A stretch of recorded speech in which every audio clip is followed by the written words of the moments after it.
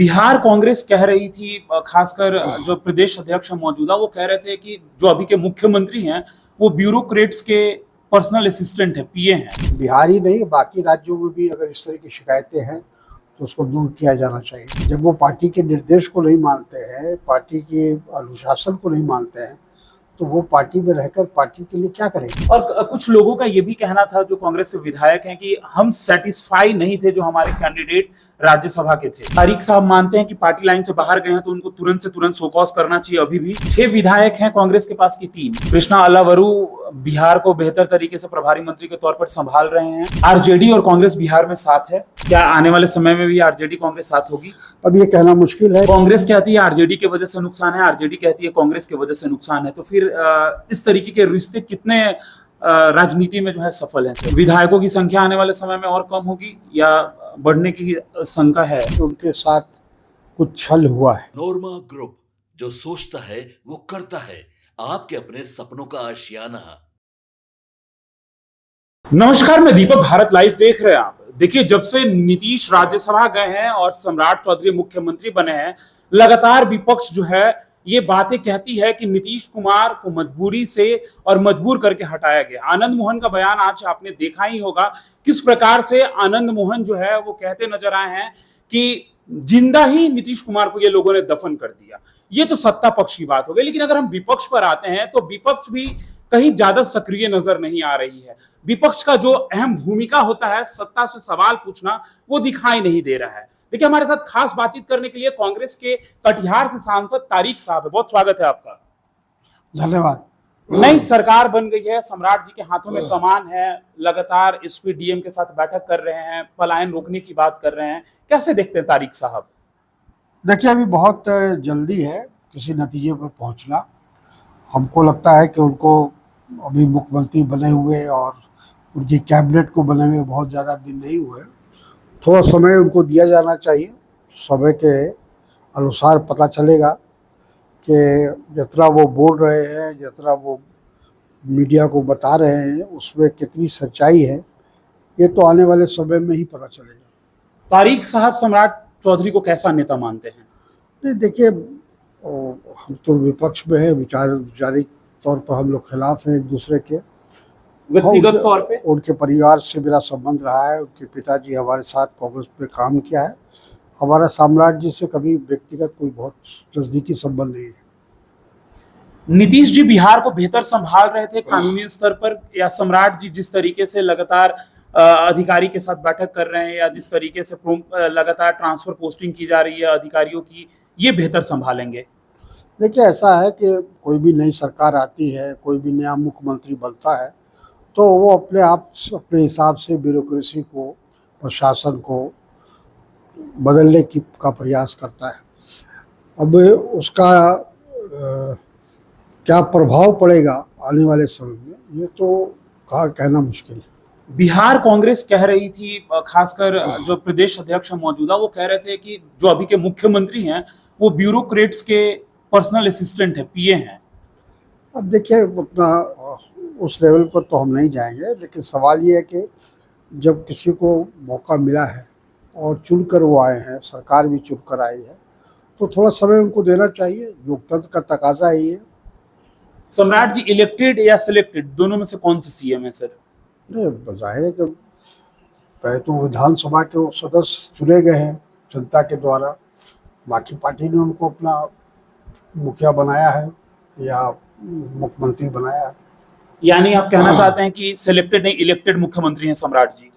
तो जाहिर है कि जो देखिए, कोई भी पार्टी जो है वो अपना नेता खुद चुनती है। ये उसका अंदरूनी मामला है, किसको बनाएगी किसको नहीं बनाएगी। तो जिस तरीके से बिहार को संभाला जा रहा है, ये आप मानते हैं कि सम्राट जी के नेतृत्व में बिहार बेहतर चल रहा है? अभी कहना, जैसा मैंने कहा है कि इतना जल्दी किसी नतीजे पर नहीं पहुंचा जा सकता है। थोड़ा समय उनको दीजिए, कम से कम 100 दिन दीजिए उनको। मुख्यमंत्री बने 100 दिन में अभी नहीं हुआ है, तो 100 दिन के बाद हम लोग उसकी समीक्षा करेंगे, उसका आकलन करेंगे कि 100 दिन की उनकी क्या उपलब्धि है। फिर 1 साल देखेंगे, 1 साल में उनकी क्या उपलब्धि है। क्योंकि फौरन किसी पर कमेंट कर देना, किसी की निंदा कर देना, किसी की आलोचना करना, मैं समझता हूँ कि ये मुनासिब नहीं है। और जैसा हमने कहा कि एक लोकतांत्रिक ढंग से चुनी हुई सरकार, आप उसको सीधे डिस्क्रेडिट नहीं कर सकते। संगठन सृजन की कार्य जो है वो कांग्रेस में चल रही है, लेकिन एक तरफ निष्कासन का भी कार्य चल रहा है, 3 लोगों को पार्टी से निकाला गया है और संगठन सृजन, दोनों एक साथ कैसे हो पा रहा है सर? देखिए, अब उसमें बहुत कंट्रोवर्सी है, विवाद है, और अलग अलग ढंग से लोग उस पर अपनी राय दे रहे हैं, और मेरा ख्याल है कि ये तमाम बातें दिल्ली तक पहुंच रही है, हमारे हाईकमांड तक पहुंच रही है। अब ये उनकी जिम्मेदारी है कि बिहार ही नहीं, बाकी राज्यों में भी अगर इस तरह की शिकायतें हैं तो उसको दूर किया जाना चाहिए। क्या बिहार के कांग्रेस के प्रदेश अध्यक्ष के अपने विधायकों पर पकड़ नहीं है उनकी? एक तो हमारे पास सिर्फ 6 विधायक हैं, जिसमें से 3 लोगों ने वोट नहीं डाला राज्यसभा के चुनाव में। तो हमारी तो कोई बहुत बड़ी विधायक दल हमारा है नहीं, 3 आदमी का मानिए, 6 आदमी का मानिए, और ये माना जाएगा कि जो को उन्होंने जब वोट नहीं दिया तो उनके खिलाफ कोई कार्रवाई भी नहीं हुई अभी तक। तो अनुशासन के चीजों को तो आप ही देखते हैं, तो आपने कैसे देखा इन चीजों को? नहीं, अनुशासन हम राष्ट्रीय स्तर पर देखते हैं, राज्य के स्तर पर नहीं देखते। राज्य के स्तर पर तो प्रदेश कांग्रेस कमेटी है, उनकी अनुशासन समिति होगी अलग, वो देखती होगी। हमारा जो AICC के मेंबर होते हैं या जो पार्लियामेंट के मेंबर होते हैं या और इस तरह लेवल के लोग होते हैं, उनको ही, उनके खिलाफ अगर कोई शिकायत आती है तो उसको हम लोग देखते हैं दिल्ली के स्तर पर। आप इतने अनुभवी नेता हैं, जब ये चीजें हुई तो क्या आपका कुछ एडवाइस था कि उन विधायकों पे कार्रवाई होनी चाहिए, क्योंकि अभी तक कोई कार्रवाई जो है आधिकारिक रूप से नहीं हुई है? नहीं, तो वही तो कहा कि इसको इनिशिएटिव तो प्रदेश कांग्रेस कमेटी को लेना चाहिए था कि जब 3 विधायक ने अनुशासन को एक तरह से नकार दिया, पार्टी का निर्देश को नकार दिया, तो उनको कम से कम शो कॉज नोटिस तो जाना ही चाहिए था। तो शो कॉज नोटिस इसलिए नहीं जारी की गई ताकि 3 विधायक कम हो जाएंगे, 6 में से 3 बचेंगे? फिर हो सकता है कि ये लोग सोच रहे हो, लेकिन ऐसे विधायकों को रहकर क्या करेंगे वो, जब वो पार्टी के निर्देश को नहीं मानते हैं, पार्टी के अनुशासन को नहीं मानते हैं, तो वो पार्टी में रहकर पार्टी के लिए क्या करेंगे? जिन विधायकों की आप बात कर रहे हैं उसमें से कई विधायक ऐसे थे जो कह रहे थे कि मुझे नहीं बताया गया था कि क्या है नहीं है, और लास्ट डे आप फोन करेंगे तो कैसे चलेगा? नहीं, ऐसा नहीं है, जहाँ तक मुझे जानकारी है सबको इस बात की जानकारी थी। एक कांग्रेस दल को जानकारी थी कि हम गठबंधन में है और गठबंधन के कौन उम्मीदवार है। और कुछ लोगों का ये भी कहना था जो कांग्रेस के विधायक हैं कि हम सेटिस्फाई नहीं थे जो हमारे कैंडिडेट राज्यसभा के थे। ऐसा नहीं होता है, उनके सेटिस्फैक्शन की कोई आवश्यकता नहीं है। पार्टी ने जो तय कर दिया उसको मानना पड़ता है, यही पार्टी का अनुशासन भी है और पार्टी का व्हिप भी है। जब एक बार व्हिप जारी हो जाता है कि भाई आपको वोट देना है तो एक पार्टिकुलर व्यक्ति को, तो फिर उसी को देना पड़ता है। हम लोग भी बहुत सी बात ऐसी होती है जो हमारे मर्जी के अनुसार नहीं होती, लेकिन पार्टी अनुशासन में जब हमको रहना है तो उसको मानना पड़ता है। तारिक साहब मानते हैं कि पार्टी लाइन से बाहर गए हैं तो उनको तुरंत से तुरंत शोकॉज करना चाहिए अभी भी? मेरा ख्याल है कि कार्रवाई होनी चाहिए ताकि आगे आने वाले दिनों में लोग को ये एहसास हो कि अगर हम पार्टी लाइन के खिलाफ जाएंगे तो हमारे खिलाफ कार्रवाई होगी। सर, अभी तक बिहार कांग्रेस में विधायक दल का नेता नहीं चुना गया है, लगातार सवाल पूछे जा रहे हैं, लगभग ये सवाल 6 महीनों से हो रहे हैं। कई बार तो ये सवाल मैंने आपसे कैमरे पे पूछे हैं, प्रदेश अध्यक्ष से पूछे हैं, लेकिन इसका कोई जवाब नहीं मिलता है। सर देखिए, ये तो हमारे जो प्रभारी है उनकी जिम्मेदारी है, और उनको जल्द से जल्द जो भी विधायक हमारे पास है उसका एक नेता तो होना ही चाहिए। 6 विधायक हैं कांग्रेस के पास की 3? देखिए, 6 तो हैं ही है, गिनती के तो 6 है, लेकिन 3 लोगों ने जो पार्टी व्हिप था उसके खिलाफ काम किया है, तो उनके खिलाफ तो कोई कार्रवाई हुई नहीं, तो इसका मतलब 6 के 6 अभी तक बने हुए हैं। आप 6 विधायक देखते हैं या 3 विधायक, आप क्या देखते हैं? ठीक है, वो तो संख्या बल में आपने बता दिया। देखने की बात नहीं है ना, ये तो टेक्निकल बात है कि अगर उनको निकाला नहीं गया, उन्होंने पार्टी नहीं छोड़ा, तो अभी कांग्रेस में है वो। आगे जाकर कोई कार्रवाई होगी उन पे? अब ये तो प्रदेश कांग्रेस कमेटी जाने। कृष्णा अलावरू बिहार को बेहतर तरीके से प्रभारी मंत्री के तौर पर संभाल रहे हैं। अब वो तो बिहार कांग्रेस जनों से बात कीजिएगा तो आपको अंदाजा होगा उसका। लेकिन सर, आपकी नजर तो बनी हुई होगी। मैं ये नहीं बोलना चाहता हूँ, इसलिए कि मैं अखिल भारतीय कांग्रेस कमेटी के अनुशासन समिति के जिम्मेदार व्यक्ति होने की हैसियत से किसी भी प्रभारी या किसी भी ऑफिस बेरर के ऊपर कोई लांछन लगाना ठीक नहीं होगा। आरजेडी और कांग्रेस बिहार में साथ है? हाँ, अभी तक तो साथ है, अभी तक तो हमारा गठबंधन टूटा नहीं है। क्या आने वाले समय में भी आरजेडी कांग्रेस साथ होगी? अब ये कहना मुश्किल है, ये तो तय होता है एक तो प्रदेश के तमाम लोगों की भावनाओं को ध्यान में रखकर, और केंद्र तय करता है राष्ट्रीय राजनीति को देखकर। तो जो तय होगा दिल्ली से, जो हमारी पार्टी एक राष्ट्रीय पार्टी है, तो राष्ट्रीय तस्वीर को सामने रखकर ही फैसला होगा। कांग्रेस कहती है आरजेडी की वजह से नुकसान है, आरजेडी कहती है कांग्रेस की वजह से नुकसान है, तो फिर इस तरीके के रिश्ते कितने राजनीति में जो है सफल हैं सर? मेरा ख्याल ऐसा नहीं होना चाहिए। जब हम गठबंधन में है और जब तक गठबंधन हमारा बना हुआ है, तो हम लोगों को एक दूसरे को सहयोग करना चाहिए। विधायकों की संख्या आने वाले समय में और कम होगी या बढ़ने की शंका है? अभी विधायक का चुनाव हो नहीं रहा है, जब होगा तो बताएंगे आपको। कांग्रेस को बिहार में बेहतर करने के लिए राष्ट्रीय कांग्रेस क्या कर रही है? उसको मॉनिटर कर रही है, देख रही है, कोशिश कर रही है। जो भी कार्यक्रम चल रहा है वो राष्ट्रीय कार्यक्रम के राष्ट्रीय जो नेतृत्व उसके निर्देश पे चल रहा है। ये राजनीतिक गलियारों में चर्चाएं हैं कि आने वाले समय में बिहार कांग्रेस के जो प्रदेश अध्यक्ष हैं उनको हटाने की चर्चाएं तेज हो गई हैं, क्या इन बातों में कोई दम है? देखिए, ये सब तय होता है दिल्ली से। हमारे राष्ट्रीय अध्यक्ष खड़गे जी हैं, हमारे विपक्ष के नेता राहुल जी हैं, वो तय करते हैं कि किस राज्य के का नेतृत्व बदला जाएगा या रखा जाएगा। जब से नीतीश कुमार ने मुख्यमंत्री पद से इस्तीफा दी है, पूर्व मुख्यमंत्री हुए, आज आनंद मोहन की एक बयान तेजी से वायरल हो रही है जिसमें वो कह रहे हैं कि नीतीश कुमार को जिंदा ही दफन कर दिया गया है। देखिए, मैं वो बात तो नहीं कहूँगा, लेकिन इतना ज़रूर हुआ कि उनके साथ कुछ छल हुआ है। नीतीश जी के साथ छल हुआ है? बिल्कुल, क्योंकि कोई भी व्यक्ति जो मुख्यमंत्री के पद पर है, मुख्यमंत्री का पद छोड़कर राज्यसभा जाना नहीं चाहेगा, लेकिन वो गए हैं। अब उसके पीछे क्या कारण है, क्या उन पर दबाव है, क्या राजनीतिक षड्यंत्र है, ये सारी चीज़ें धीरे धीरे खुलेगी, सामने आएगी। यानी कि अभी इसके पीछे कोई बड़ा साजिश है जो सामने नहीं आया है? बिल्कुल, मैं यही समझता हूँ कि कोई ना कोई दबाव ज़रूर है नीतीश कुमार जी पर, कि वो जबकि उन्होंने वादा किया था बिहार की जनता से चुनाव के समय में कि हम 5 साल के लिए मुख्यमंत्री बनेंगे और 5 साल हमारा शासन चलेगा, और लोगों ने वोट भी इसीलिए दिया था कि नीतीश कुमार अगले मुख्यमंत्री होंगे। जी, यानी आप कहना चाहते हैं कि 25 से 30 फिर से नीतीश वाला ये लोग मुद्दा लिए और 25 से 26 फिनिश कर दिया नीतीश? हाँ, बिल्कुल। देखिए, भारतीय जनता पार्टी तो पहले से कोशिश में थी, प्रयास में थी, लेकिन वो कामयाब नहीं हो रही थी। लेकिन अभी जैसा मैंने कहा कि कोई ना कोई ऐसा कारण है जिसकी वजह से नीतीश कुमार जी ने इस्तीफा दिया है। बीजेपी की जिस तरीके से सरकार अन्य राज्यों में बनते दिखाई दे रही है, क्या विपक्ष उस तरीके से भूमिका में नहीं है जो टक्कर दे और बीजेपी को पछाड़ सके? नहीं, देखिए, कोशिश तो हम लोग कर ही रहे हैं, प्रयास कर रहे हैं, लेकिन ये मानना पड़ेगा कि अभी उनका वर्चस्व है देश की राजनीति में, और उनका 21-22 राज्यों में उसकी सरकारें बन गई हैं, और हमारी सिर्फ 4 राज्यों में सरकार है, और तमिलनाडु में हमारा समर्थन है सरकार को।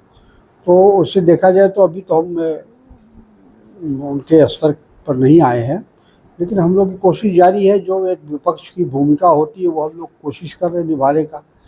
जो भी कमियां हैं सरकार में, केंद्र सरकार में, प्रधानमंत्री की जो नीति और करनी और कथनी में जो फ़र्क है, उन तमाम चीज़ों को जनता के समक्ष रख रहे हैं।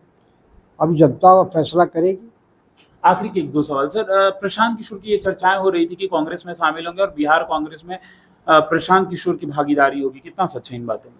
देखिए, प्रशांत कुमार ही बता सकते हैं इसके बारे में कि उनका आगे क्या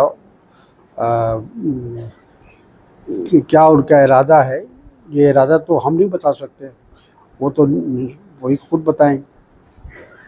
बिहार कांग्रेस की परिस्थिति पर जिस तरीके से सवाल उठती है लगातार, सत्ताही पक्ष सवाल करती है कि विपक्ष तो दिखाई ही नहीं देता, विपक्ष दिखाई देता तो ये स्थिति नहीं होती। नहीं, हम मानते हैं कि हमारा संगठन कमज़ोर है बिहार में, इससे इनकार नहीं किया जा सकता।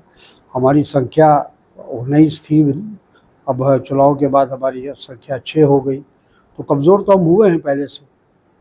इस बात को स्वीकार करने में मुझे नहीं लगता है कि छिपाने की ज़रूरत है। कितना नंबर देंगे कृष्णा अलावरू और राजेश राम को अलग अलग 10 में से? नंबर ऊपर देने की बात बेकार है, वो सब फालतू बात है। ये सब फालतू बात है। तो ये सरकार जो चल रही है बेहतर चल रही है अभी? अभी सरकार जो चल रही है उसका इंतज़ार कीजिए, कम से कम उनको 100 दिन दीजिए, 100 दिन के बाद उनका कारनामा या उनके जो द्वारा किया गया कार्य सामने आएगा। निशांत कुमार को स्वास्थ्य मंत्री बनाया गया है, यात्रा पर निकले थे, बीच में उनकी यात्रा को रोक दी गई और पोस्टपोन कर दी गई कहे तो, और अब स्वास्थ्य मंत्री हैं, काफी ट्रोल किए गए हैं, कैसे देखते हैं तारीख देखिए ऐसा है कि हमारे नीतीश जी हमेशा ये कहा करते थे कि मैं एक ऐसा व्यक्ति हूँ या ऐसा राजनेता हूँ जो परिवारवाद को, हाँ, परिवारवाद को कभी हमने बढ़ावा नहीं दिया जी। लेकिन ये अंतिम समय में जिस प्रकार से उन्होंने अपने बेटे को, जो ना एमएलए है ना एमएलसी है, सीधे उसको मंत्री बना दिया, इससे उनके चेहरे पर जो एक नकाब था वो हट चुका है। और बिहार की जनता, क्या देश की जनता ने देख लिया कि नीतीश कुमार की जो हमेशा हमलावर हुआ करते थे कांग्रेस के ऊपर परिवारवाद को लेकर, वो खुद परिवारवाद में किस तरह से लिप्त है। सर, जैसे ही नीतीश कुमार पूर्व मुख्यमंत्री हुए, आरा बक्सर के एमएलसी के उपचुनाव में जदयू की हार हो गई। बिल्कुल, ये बहुत एक तरह से ये संकेत है और ये एक तरह से वार्निंग भी है सरकार के लिए, नए मुख्यमंत्री सम्राट जी के लिए और उनके पूरी कैबिनेट के लिए, कि नई कैबिनेट बनते ही, नई सरकार बनते ही ये एक तो प्रकार से लोगों ने एक वार्निंग दिया है कि सरकार को अपने के कार्यकलाप को ठीक करें। अगर सरकार अपने कार्यकलाप में इन तरह की गलती कर रही है तो विपक्ष के पास तो एक मौका बनना चाहिए फिर। हाँ, विपक्ष तो लगातार कोशिश में है, प्रयास में है। जी। तो देखिए, हमारे साथ खास बातचीत करने के लिए कटिहार सांसद तारिक अनवर साहब थे। अपनी बातों को बेबाकी से रखते हैं और ये स्वीकार भी करते हैं कि कांग्रेस की जो स्थिति है वो फिलहाल उतनी मजबूत नहीं है, लेकिन हम कार्य कर रहे हैं और ये बेहतर होगा। आप क्या सोचते हैं कमेंट बॉक्स में हमें जरूर बताइएगा। फिलहाल इस खबर में इतना ही। बने रहे भारत लाइव के साथ। धन्यवाद। आपके सपनों को हमने सजाया है, ई होम्स पैनोरमा को हमने बनाया है। ई होम्स मेरा एक सपना था जिसपे मैं पिछले 4 साल से काम कर रहा था। हमने जो बनाया है वो सबने है माना। ई होम्स पैनोरमा में हो आपका भी आशियाना। और फाइनली हमने 2021 में इस प्रोजेक्ट को लॉन्च किया। बहुत लोग अप्रिशिएट कर रहे हैं कि पूर्णिया जैसे शहर में, बिहार के, एक तो बिहार की बात करें उसमें भी पूर्णिया जैसे छोटे जगह में इस तरह का लाइफस्टाइल देना, ये सुन के हम लोगों को बहुत अच्छा लगता है। ई होम्स में हमने कुछ और भी किया है, जैसे हम जिस जगह में रह रहे हैं हमारे फैमिली सिक्योर हो, उनको सिक्योरिटी का ध्यान में रखा है। आपकी सुविधा और सुरक्षा आपके लिए खास है, ये आपका विश्वास है। इसमें आर्टिफिशियल इंटेलिजेंस का 7 लेयर सिक्योरिटी का हमने इस्तेमाल किया है। लस ग्रीन कैंपस को बनाया है। यदि हमारा बाउंड्री वाल है तो वो वर्टिकल गार्डन है। ये जितनी भी फैसिलिटी होता है एक इंटरनेशनल टाउनशिप में ई होम्स है, ये हम लोग विश्वास नहीं कर पा रहे हैं। जो भी हमारे मित्र, दोस्त या जो भी हमारे बाहर के बाहर आते हैं तो हम लोगों को बहुत अच्छा सुनने को मिलता है और बहुत अच्छा क्रेडिट मिल रहा है। वो सारा हमने सिर्फ एक बिल्डिंग नहीं बनाया, हमें एक बहुत अच्छा लाइफस्टाइल दिया ई होम्स में, और मेरा एक सपना था जिसको मैं आज फुलफिल होते हुए देख रहा हूँ। ये आपका आवास है। ई होम्स पैनोरमा में अब आपका निवास है। E homes panorama, luxurious lifestyle redefined. Panorama group, जो सोचता है वो करता है। अगर ये वीडियो पसंद आई और वह बिहार के राजनीति और बिहारियत से सरोकार रखेनी तो सब्सक्राइब बटन दबा के चैनल के सब्सक्राइब कर ली। ओजे एगो घंटी बा, ओकरा बटन दबा देला से कुल सटीक और मारक खबर रुआ मुफ्त में मिल जाई। अगर रुआ पत्रकारिता के हमनी के नया प्रयोग में सहयोग कर चाहतानी तो ज्वाइन बटन दबा दी। पेटीएम नंबर नोट कर ली 9386816700।